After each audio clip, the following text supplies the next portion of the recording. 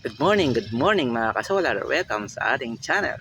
At narito po tayo ngayon para sa Pinoy Solar Tips. Mga kasolar, andito po yung solar na nabili po natin sa bodega sa Bulacan na nagkakahalaga lamang ng 300 pesos. May kasama na po siyang ilaw at saka malaking solar panel. Ayan mga kasolar. Ayan.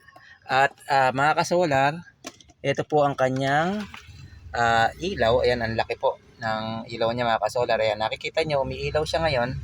At siya ay pwedeng ma-charge pag dirikang araw lang, halos kalahating araw lang ay full charge na siya mga kasolar. Ayan. Tumatagal po ang ano na to mga kasolar.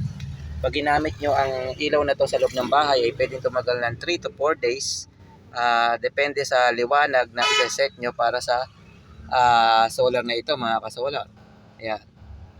At alam nyo ba mga kasolar na ang solar na may ilaw na ito ay pwede nyong gamitin na pang charge ng power bank o cellphone. Yes mga kasolar, totoo ang tips na yan.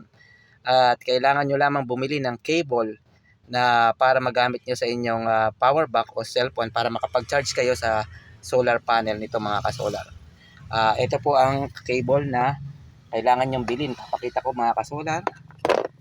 Ito po ang cable na kailangan nyong bilhin mga kasolar. Ito po, ayan. Yan po siya mga kasolar. At ito pong cable na to ay mabibili nyo sa Shopee sa halagang 149 pesos. Ayan.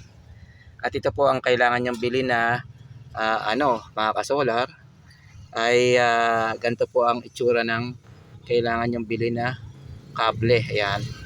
Meron siyang butas na dalawa. Ayan, yan ang ikakabit nyo sa solar panel para makapag-charge kayo sa cellphone. At ito naman ang kanyang USB hub. Ayan.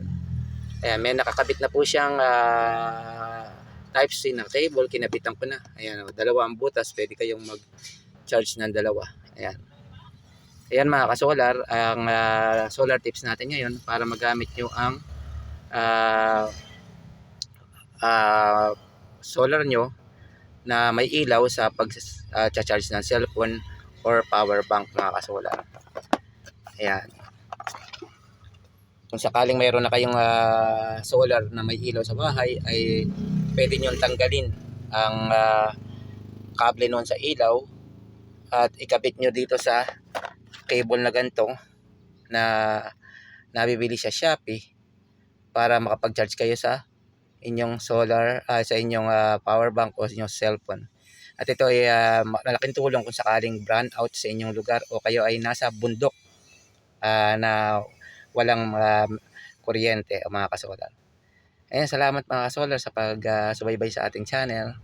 I love you all. God bless. Bye-bye.